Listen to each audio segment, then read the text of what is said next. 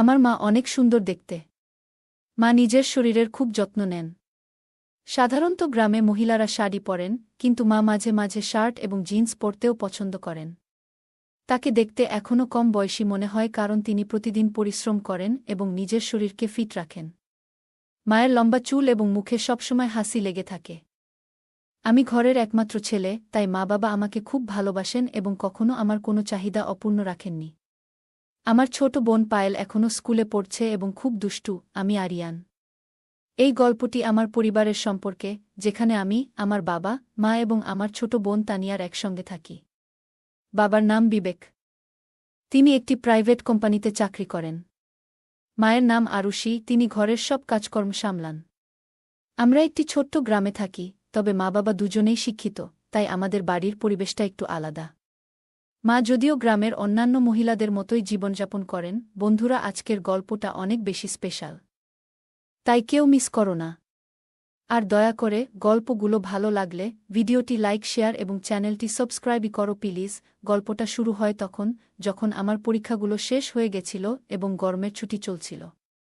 আমার বোন নানির বাড়িতে চলে গেছে, কিন্তু আমি সিদ্ধান্ত নিয়েছিলাম বাড়িতেই থাকব, কারণ কোথাও যাওয়ার ইচ্ছা ছিল না।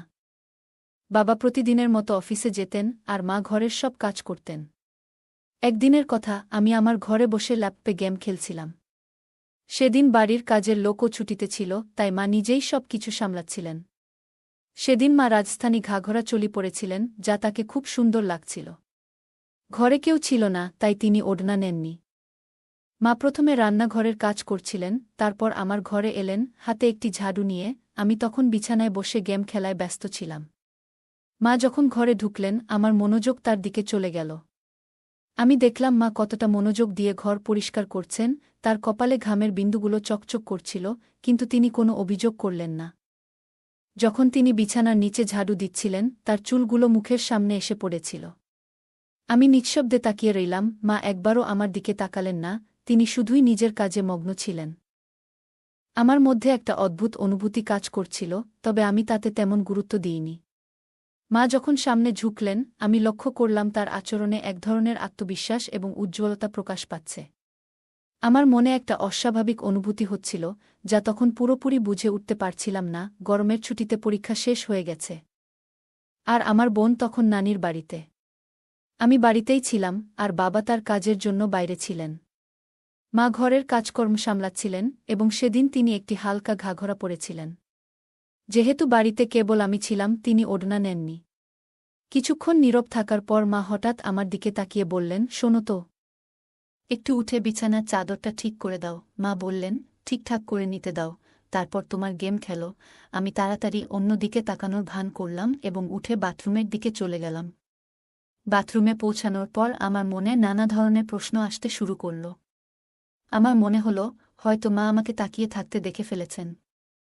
আমি একটু ভয় পেলাম, ভাবতে লাগলাম, যদি মা সত্যিই আমাকে দেখে থাকেন, তাহলে তিনি কি ভাববেন। আমি বিভ্রান্ত ছিলাম, বুঝতে পারছিলাম না যে আমার যা অনুভব হচ্ছে তা ঠিক না ভুল। কিছুক্ষণ বাথরুমে ভাবার পর আমি আবার ঘরে ফিরে এলাম।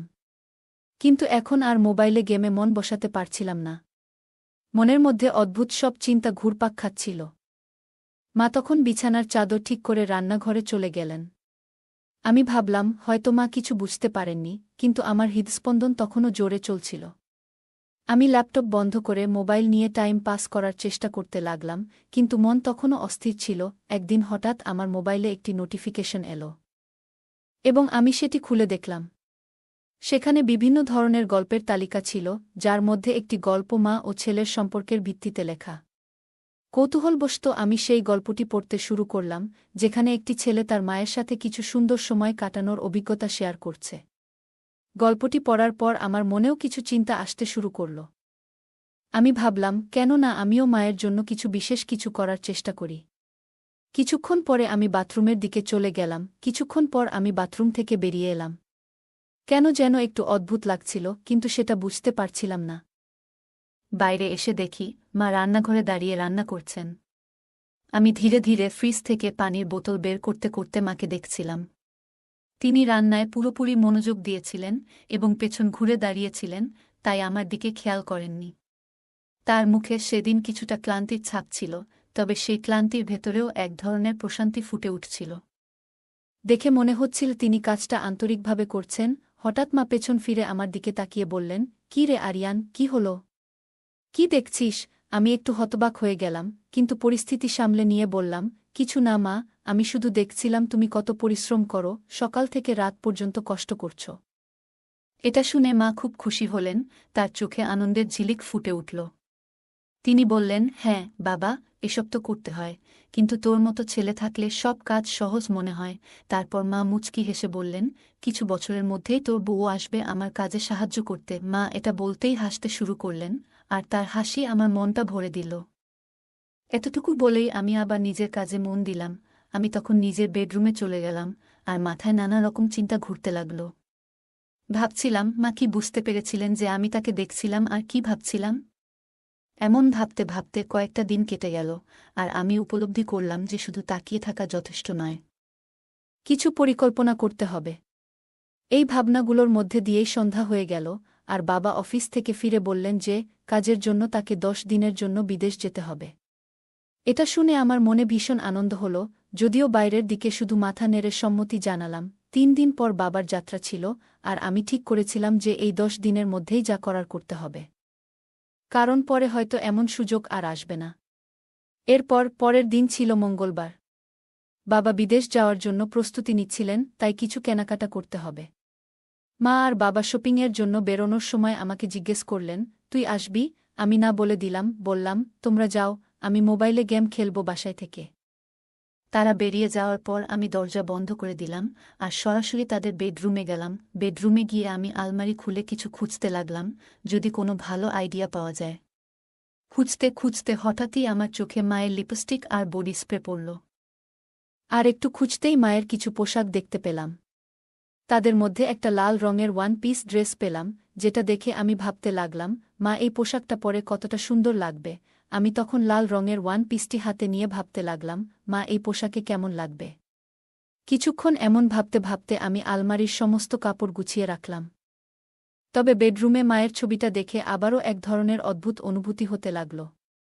তখন আমি মনে মনে সিদ্ধান্ত নিলাম যে শুধু ভাবার মধ্যে আটকে থাকলে চলবে না, কিছু একটা করতেই হবে। এরপর আমি সবকিছু গুছিয়ে রেখে হলঘরে এসে টিভি দেখতে লাগলাম। ঠিক তখনই মা বাবা শপিং শেষে বাড়ি ফিরে এলেন এবং বসে পড়লেন। এইভাবেই সেদিনটা কেটে গেল। পরের দিন সকালে বাবা বিদেশ যাওয়ার প্রস্তুতি নিচ্ছিলেন, তাই মা তাড়াতাড়ি উঠে ঘরের সবকিছু গুছিয়ে নিলেন এবং বাবাকে নাস্তা করিয়ে ঘরের বাকি কাজগুলো করতে লাগলেন। সকাল 8টায় বাবা আমাদের বিদায় জানিয়ে বেরিয়ে গেলেন, আর মা ঘরের কাজে ব্যস্ত হয়ে পড়লেন। বাবার কাজে বাইরে যাওয়া আমাদের জন্য কোনো নতুন ঘটনা ছিল না, তাই আমরা সহজেই মানিয়ে নিলাম। মা তাড়াতাড়ি ওঠার কারণে ও বাবার যাবার প্রস্তুতিতে ব্যস্ত থাকায় স্নান করতে পারেননি। বাবা বেরিয়ে যাওয়ার পর সকাল 9টার দিকে মা স্নান করতে গেলেন, আর আমি তখন হলঘরে বসে টিভি দেখছিলাম। কিছুক্ষণ পর মায়ের গলা শুনতে পেলাম, আরিয়ান, তোয়ালেটা এনে দাও তো, বাইরে রেখে এসেছি। আমি তৎক্ষণাৎ তোয়ালে নিয়ে বাথরুমের দরজার কাছে গেলাম। মা দরজাটা একটু ফাঁক করে হাত বাড়ালেন তোয়ালে নেওয়ার জন্য। আমি দেখতে পেলাম মায়ের চুল ভিজে গেছে, আর তার হাত থেকে পানি পড়ছিল, যা দেখে এক মুহূর্তের জন্য আমি স্থির হয়ে গেলাম। মাকে তখন সত্যিই সুন্দর লাগছিল যখন তিনি হাত বাড়িয়ে তোয়ালেটা নিলেন। তিনি একটু পাশে সরে দাঁড়িয়েছিলেন, ফলে তার শরীরের কিছু অংশে পানি পড়ছিল, যা সূর্যের আলো ঝলমল করছিল। ওই মুহূর্তটি খুব সাধারণ ছিল, তবুও আমি সেখানে একটু থমকে গেলাম। কিন্তু আমি নিজেকে সামলে নিলাম। বাবা তখন বাড়িতে ছিলেন না, তবে আমি কোনো ধরনের ভুল বোঝাবুঝি না করার জন্য নিজেকে সংযত করে আবার হলঘরে ফিরে এলাম এবং টিভি দেখতে শুরু করলাম। কিছুক্ষণ পর মা তোয়ালে পেঁচিয়ে হলঘরে এলেন এবং টিভির পাশে রাখা আয়নার সামনে দাঁড়িয়ে হেয়ার ড্রায়ার দিয়ে চুল শুকাতে শুরু করলেন। আমি চুপচাপ পেছন থেকে তাকিয়ে রইলাম, যেন মুহূর্তটাকে উপলব্ধি করছি। মা তার চুলে হাত বুলিয়ে হেয়ার ড্রায়ার দিয়ে চুল শুকাচ্ছিলেন, যা তার জন্য হয়তো খুব সাধারণ কাজ, কিন্তু আমি লক্ষ্য করছিলাম সেই মুহূর্তে তার নির্ভরতা। কিছুক্ষণ পর আমি বললাম, মা, তুমি সবসময় ওই সাধারণ পোশাকগুলোই বাড়িতে কেন পরে থাকো? মা অবাক হয়ে বললেন, কেন, এতে কোনো সমস্যা আছে নাকি? আমি তো যা ভালো লাগে সেটাই পরি। আমি মৃদু হেসে বললাম, না মা, শুধু কাল যখন তুমি জিন্স আর টপ পরেছিলে তখন তোমাকে বেশ ভালো লাগছিল, তাই বললাম। মা হেসে বললেন, আরে বোকা, বাড়িতে কে আর জিন্স আর টপ পরে থাকে? বাইরে যেতে হলে তখনই পরব। আমি বললাম, আসলে মা, যখন তুমি শাড়ি বা ওই রাজস্থানী ড্রেসগুলো পরো তখন একটু বয়সী দেখায়, তাই বললাম। মা আবার হেসে বললেন, জানিস রে, এখন আর এই সব ভাবার দরকার নেই। যার সঙ্গে প্রেম করেছিলাম তার সঙ্গেই তো বিয়ে করেছি। আর তোর মতো একটা আলসে ছেলে আর পায়েল মতো সুন্দর মেয়ে আছে, আর কি বা চাই? মা এতটুকু বলে জোরে হেসে বেডরুমে চলে গেলেন কাপড় পরিবর্তন করতে। আমি মায়ের হাসি দেখে নিজেও হেসে ফেললাম এবং টিভি দেখতে লাগলাম। কিছুক্ষণ পর মা যখন নতুন পোশাক পরে বাইরে এলেন, তখন আমার মন ভালোও লাগল আর একটু রাগও হল, কারণ মা আমার কথাটা ধরে ফেলেছিলেন। আমি মনে মনে একটু বিরক্ত ছিলাম, কারণ মা আবার পুরোপুরি ঢেকে ফেলেছিলেন নিজেকে। মা হল ঘরে এসে বললেন, এখন কেমন লাগছে আমাকে?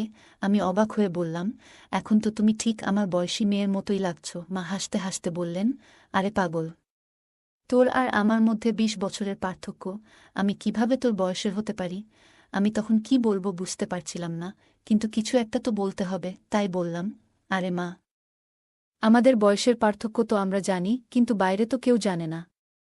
যদি আমরা একসঙ্গে বাইরে ঘুরতে যাই, তাহলে সবাই ভাববে যে আমরা গার্লফ্রেন্ড বয়ফ্রেন্ড।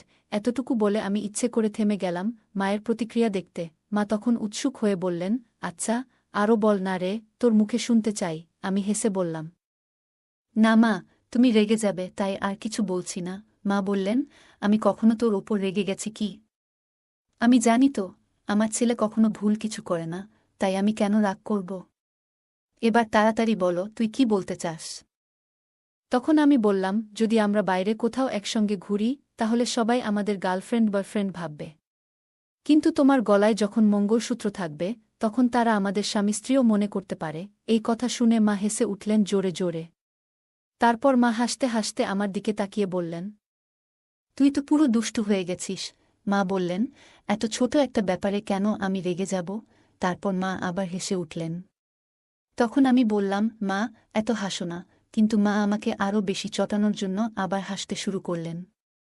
আমি মজা করে মাকে একটু ধমক দেওয়ার জন্য তার দিকে দৌড়ালাম, আর মা তখন হেসে কিচেনে চলে গেলেন। আমি আবার হোল ঘরে বসে ভাবতে লাগলাম যে, ঠিক আছে, শুরু তো হলো, কিন্তু এখনও অনেক কাজ বাকি। মা খুবই সংস্কারী মানুষ, আর আমি কখনো তাকে এমনভাবে অনুভব করিনি যে তাকে এ ধরনের কোনো কিছুর অভাব অনুভব করতে হয়েছে। মা আর বাবার প্রেমের বিয়ে হওয়ার কারণে তারা নিজেরাই অনেক সুখী, কিন্তু আমার নিজের একটা প্রয়োজন ছিল। এরপর কিছুক্ষণ পর আমি আবার মায়ের কাছে গেলাম। মা তখন রান্নাঘরে কাজ করছিলেন। আমি গিয়ে বললাম, মা, তোমার কি প্রতিদিন এইসব কাজ করতে করতে বোরিং লাগে না?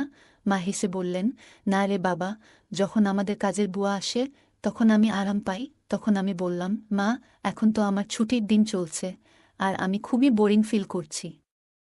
মা মুচকি হেসে বললেন, তাহলে কি করা যায় বল দেখি? কোথাও বেড়াতে যাব আমরা দুজন? আমি বললাম, হ্যাঁ মা, অবশ্যই যাব। তবে বাবা বাড়ি ফিরলে তখনই যাওয়া হবে। মা বলল, তুমি এখন কি করবে? আমি বললাম, আমার একটা মজার খেলা জানা আছে, যদি তোমার আপত্তি না থাকে তাহলে খেলতে পারি। মা বলল, ল্যাপটপে গেমস খেলার কোনো আগ্রহ নেই আমার। অন্য কিছু বলো। আমি হেসে বললাম, না মা, ল্যাপটপে না। তখন মা বলল, ও আচ্ছা, ঠিক আছে, কোনো খেলা? আমি বললাম, ট্রুথ অর ডেয়ার। মা হেসে বলল, ঠিক আছে, কিন্তু আগে আমার ঘরের কাজগুলো শেষ করতে দাও, তারপর খেলব। আমি বললাম, ঠিক আছে, তুমি কাজ শেষ করো, আমি একটু রুমে গিয়ে অপেক্ষা করছি। কাজ হয়ে গেলে আমাকে ডেকে নিও।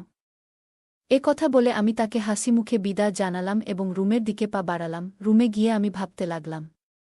কিছুক্ষণ পর মা এসে আমার সামনে বসল এবং বলল, তাহলে কিভাবে খেলাটা শুরু করব? আমি হেসে বললাম, তোমার পছন্দ, ট্রুথ নাকি ডেয়ার? সে চিন্তাভাবনা করে বলল, ট্রুথ। তারপর আমি মায়ের দিকে তাকিয়ে মজার একটা প্রশ্ন করলাম। আমি মাকে জিজ্ঞাসা করলাম, বিয়ে আগে কি আপনার কোনো বিশেষ বন্ধু ছিল? আমার প্রশ্ন শুনে মা একটু অবাক হয়ে বলল, এ কেমন প্রশ্ন করলে আরিয়ান? আমি হাসতে হাসতে বললাম, এটাই আমার প্রশ্ন মা। আপনি তো ট্রুথ বেছে নিয়েছেন, তাই উত্তর দিতে হবে। মা একটু হেসে বলল, হ্যাঁ, ছিল। আর সে তোমার বাবা ছাড়া আর কেউ না। এরপর আমি বললাম, ঠিক আছে মা, এবার আপনি আমাকে প্রশ্ন করুন, আমি ট্রুথ নেব। মা কিছুক্ষণ ভাবল, তারপর বলল, তোমার কি কোনো বান্ধবী আছে? আমি একটু হাসি দিয়ে বললাম, হ্যাঁ, আছে। সে তো আমার সামনে বসে আছে। আমার কথায় মা একটু বিরক্ত হয়ে বলল, এই ধরনের কথা বলাটা ঠিক না। আমি তোমার মা। মায়ের প্রতিক্রিয়া দেখে আমার আত্মবিশ্বাস কিছুটা কমে গেল, কারণ মা সবসময় সিরিয়াস হয়ে থাকে। আমি মজা করে বললাম, তুমি কেন সবসময় এত সিরিয়াস হয়ে যাও? আমি তো শুধু মজা করছি, সে একটু হেসে মাথা নাড়ল। এরপর আমি আবার জিজ্ঞেস করলাম, তাহলে এবার বলো, ট্রুথ নাকি ডেয়ার? সে কিছুক্ষণ ভেবে বলল, ট্রুথ। আমি জিজ্ঞেস করলাম, তোমার জীবনে এমন কোনো স্মৃতি আছে যা তোমার কাছে খুব মজার? সে একটু বিরক্ত হয়ে বলল, এ ধরনের প্রশ্ন ভালো নয়, আমাদের এই খেলা এখানেই থামানো উচিত। আমি বললাম, আমরা তো খুব ভালো বন্ধু, এবং বন্ধুরা তো একে অপরের সাথে সবকিছু শেয়ার করে। যদি তোমার বিশ্বাস থাকে তাহলে তুমি নিশ্চয়ই আমাকে কিছু বলবে। সে কিছুক্ষণ ভেবে বলল, কিছু প্রশ্ন ব্যক্তিগত হয়, আর সেগুলো ঠিক না শেয়ার করা। আমি হেসে বললাম, কিন্তু আমরা তো শুধু মজা করছি, এতে তো কিছুই হবে না। আমাদের বিশ্বাস তো একে অপরের উপর আছে, আর এসব তো আমাদের বিজ্ঞান ক্লাসে শেখানো হয়েছিল। মা হেসে বলল, এসব বিজ্ঞান ক্লাসে শেখানো হয় না আরিয়ান। তখন আমি বললাম, যদি এসব শেখানো না হয় তাহলে আমাকে এসব জানার দরকার নেই। মা আবার বলল, তুমি সব জানার অধিকার রাখো, কিন্তু বুঝতে হবে তুমি কার কাছে প্রশ্ন করছ। তুমি তোমার মায়ের কাছেই এই প্রশ্নগুলো করছ। আমি বললাম, মা, তুমি জানো আমার খুব বেশি বন্ধু নেই, আর কোনো বান্ধবীও নেই, তাই আমি তোমার সাথেই সব কথা বলি। মায়ের মুখে একটু বিষণ্ণতার ছাপ দেখা গেল, কারণ ছোটবেলা থেকেই আমি খুব একটা বাইরে যেতাম না এবং খুব বেশি বন্ধুও ছিল না। মা বুঝতে পারল যে আমি সহজে হাল ছাড়ব না। তাই মা বলল, ঠিক আছে, হ্যাঁ, আমাদের সময়েও অনেক মজার কিছু করতাম। একটা ঘটনা বেশ মজার ছিল। আমি হেসে বললাম, মা, এমন ছোট্ট একটা বিষয় নিয়ে এত ভেবে সময় নিলে কেন? মা হেসে উত্তর দিল, তুমি না সত্যিই অনেক কৌতূহলী। মা মুচকি হেসে বলল, এবার তো খুশি হলে, তাই না? তারপর মা আবার বলল, এবার তুমি বলো, ট্রুথ নাকি ডেয়ার? আমি বললাম, ডেয়ার নেব।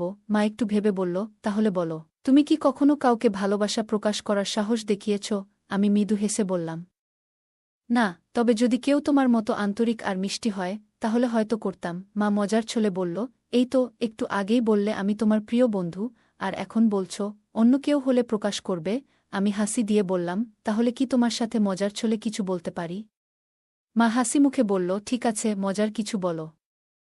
আমি মজা করে বললাম, গালে নয়, বরং একটা মজার কথা শেয়ার করি। মায়ের প্রতিক্রিয়া দেখে বুঝতে পারলাম হয়তো আমি একটু বেশি মজা করে ফেলেছি। মা একটু বিরক্ত হয়ে আমাকে শাসন করলেন। আমি তৎক্ষণাৎ পরিস্থিতি শান্ত করার চেষ্টা করলাম। মায়ের মেজাজ একটু স্বাভাবিক হলে আমি বললাম, ঠিক আছে মা, আমি তোমার কথা শুনব। মা বললেন, এইবার আর কোনো রকম মজা করো না। আমি মায়ের সামনে গিয়ে শান্তভাবে দাঁড়িয়ে রইলাম, তারপর একটুখানি হাসি মুখে মায়ের প্রতি শ্রদ্ধা ও ভালোবাসা প্রকাশ করলাম। এরপর আমরা দুজনেই হেসে উঠলাম। সেই সময় আমি উপলব্ধি করলাম যে মজা করার সময়ও কিছু সীমা থাকা প্রয়োজন, যা মা আমাকে সুন্দরভাবে বুঝিয়ে দিলেন। আমাদের সম্পর্কটা আরও গভীর হল, আর আমরা বুঝতে পারলাম পারস্পরিক সম্মান ও শ্রদ্ধার গুরুত্ব। মায়ের চোখে আমি তখন স্পষ্টভাবে একটু বিরক্তি এবং চিন্তার ছাপ দেখতে পাচ্ছিলাম। তিনি আমাকে খুব ভালোবাসার সাথে বললেন, আরিয়ান, কিছু মজা ঠিক আছে, কিন্তু মা-ছেলের সম্পর্কেরও কিছু সীমা আছে। আমাদের সেই সীমা অতিক্রম করা উচিত নয়। মায়ের কথা শুনে আমি বুঝতে পারলাম যে আমার আচরণে মায়ের মন কষ্ট পেয়েছে। আমি সঙ্গে সঙ্গে মায়ের কাছে ক্ষমা চাইলাম এবং প্রতিশ্রুতি দিলাম যে এমন কোনো মজা আর কখনো করব না, যাতে আমাদের সম্পর্কে কোনো দূরত্ব তৈরি হয়। মা আমার ক্ষমা গ্রহণ করে আমাকে জড়িয়ে ধরলেন এবং বললেন, বাবা, আমি সবসময় তোমার বন্ধু থাকব, কিন্তু মনে রাখতে হবে আমাদের সম্পর্কের কিছু সীমা আছে। আমি মায়ের দিকে তাকিয়ে বললাম, হ্যাঁ মা, আমি বুঝতে পেরেছি। আমি আপনাকে আর কখনো কষ্ট দেব না। এরপর আমরা দুজনেই আবার হাসিমুখে সাধারণ আলাপ শুরু করলাম। মা আমাকে পরামর্শ দিলেন যে আমার বন্ধুদের সঙ্গে বেশি সময় কাটানো উচিত এবং জীবনে সম্পর্কের মর্যাদা এবং সম্মান বজায় রাখা অত্যন্ত জরুরি। এই কথোপকথন আমাকে শেখালো যে মজারও কিছু সীমা থাকে, আর সম্পর্কগুলোতে পারস্পরিক সম্মান এবং বোঝাপড়া খুবই গুরুত্বপূর্ণ। শেষে আমরা একে অপরের সঙ্গে হাসিমুখে ট্রুথ আর ডিয়ার খেলা শেষ করলাম এবং প্রতিজ্ঞা করলাম যে আমাদের মধ্যে বন্ধুত্ব এবং ভালোবাসা সবসময় অটুট থাকবে। গল্পটি আমাদের পরিবার, সম্পর্কের মূল্য এবং সামাজিক আদর্শ নিয়ে গভীরভাবে চিন্তা করার সুযোগ দেয়, যদিও কিছু দিক অনৈতিকতার দিকে ইঙ্গিত করতে পারে। এটি শিক্ষণীয় অভিজ্ঞতা হিসেবেও দেখা উচিত। গল্পটি সঠিক ও ভুলের পার্থক্য বুঝতে শেখায় এবং পরিবারের সম্পর্কগুলোকে শ্রদ্ধা ও মর্যাদা দিয়ে মূল্যায়নের গুরুত্ব তুলে ধরে। গল্পের কেন্দ্রীয় চরিত্র আরিয়ান কিশোর বয়সে শারীরিক ও মানসিক পরিবর্তনের মধ্য দিয়ে কিছু ভুল ধারণা পোষণ করতে শুরু করে। এই বয়সে এমন অনুভূতি আসা স্বাভাবিক হলেও সেগুলো নিয়ন্ত্রণ করা এবং সঠিক মূল্যবোধে পরিচালিত হওয়া অত্যন্ত জরুরি। বাবা মা আমাদের জীবনের ভিত্তি, তাই তাদের প্রতি শ্রদ্ধা ও সম্মান বজায় রাখা অত্যন্ত গুরুত্বপূর্ণ। এই বয়সে আত্মনিয়ন্ত্রণ এবং নৈতিকতা বজায় রাখা গুরুত্বপূর্ণ। সমাজ ও সংস্কৃতি আমাদের শেখায় যে চিন্তা ও অনুভূতির উপর নিয়ন্ত্রণ রাখা উচিত, ভুল পথে চললে জীবনের সমস্যার সম্মুখীন হতে হয়। ইতিবাচক পথে মনোযোগ দিতে সৃষ্টিশীল কাজ বা খেলাধুলায় নিজেকে ব্যস্ত রাখা শ্রেয়। গল্পটি আমাদের সতর্ক করে যে মূল্যবোধ এবং নৈতিকতা মেনে চলা প্রয়োজন। কারণ ভুল চিন্তা ও আচরণ আমাদের এবং আমাদের পরিবার ও সমাজের উপর নেতিবাচক প্রভাব ফেলে। বাবা মায়ের প্রতি সম্মান প্রদর্শন এবং তাদের সঙ্গে পবিত্র সম্পর্ক বজায় রাখা আমাদের প্রধান দায়িত্ব। যদি ভুল চিন্তা আসে, তাহলে নিজেকে শক্তিশালী করতে পরামর্শ গ্রহণ করা এবং নৈতিক বিশ্বাসে কাজ করা জরুরি। যদি কখনো আপনি এমন কোনো পরিস্থিতিতে পড়েন যেখানে আপনার মনে অপ্রাসঙ্গিক চিন্তা আসছে, তখন সেটা কারো সাথে আলোচনা করা খুবই গুরুত্বপূর্ণ, যেমন আপনার বাবা মা, শিক্ষক বা কোনো পরামর্শদাতা। এই ধরনের আলোচনা আপনার ভেতরের দ্বন্দ্ব মেটাতে সাহায্য করতে পারে এবং সঠিক পথ দেখাতে পারে। গল্পের মূল চরিত্র আরবকে বুঝতে হবে যে নৈতিকতা এবং আত্মনিয়ন্ত্রণ জীবনের এক অপরিহার্য অংশ। গল্পটি আমাদের শেখায় যে পরিবারের প্রতি সম্মান এবং শ্রদ্ধাই সমাজের ভিত্তি। যদি কোনো সম্পর্কের মধ্যে অসম্মান বা অনৈতিক আচরণ প্রবেশ করে, তাহলে তা পুরো পরিবারের কাঠামোকে নষ্ট করতে পারে। অভিভাবকদের উচিত তাদের সন্তানদের সাথে খোলামেলা ও সহানুভূতিপূর্ণভাবে কথা বলা, যাতে তারা সঠিক পথে চলতে পারে। এই গল্পের আরেকটি গুরুত্বপূর্ণ দিক হল সমাজে কী ধরনের সাহিত্য, সিনেমা বা বিষয়বস্তু শিশু ও কিশোরদের সামনে তুলে ধরা হয়। অনৈতিক বিষয়বস্তু সমাজে নেতিবাচক প্রভাব ফেলতে পারে। তাই অভিভাবক এবং সমাজকে সচেতন থাকতে হবে, যাতে শিশুদের সামনে সঠিক বিষয়বস্তু উপস্থাপিত হয়।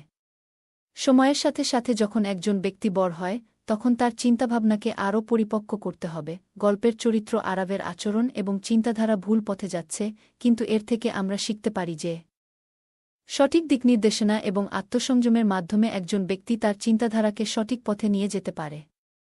আমাদের সংস্কৃতি এবং পারিবারিক মূল্যবোধের গুরুত্ব অত্যন্ত বেশি, বিশেষ করে ভারতীয় উপমহাদেশের প্রেক্ষাপটে। এই গল্প থেকে আমরা শিখতে পারি যে নৈতিকতা এবং মূল্যবোধ যে কোনো সম্পর্কের ভিত্তি।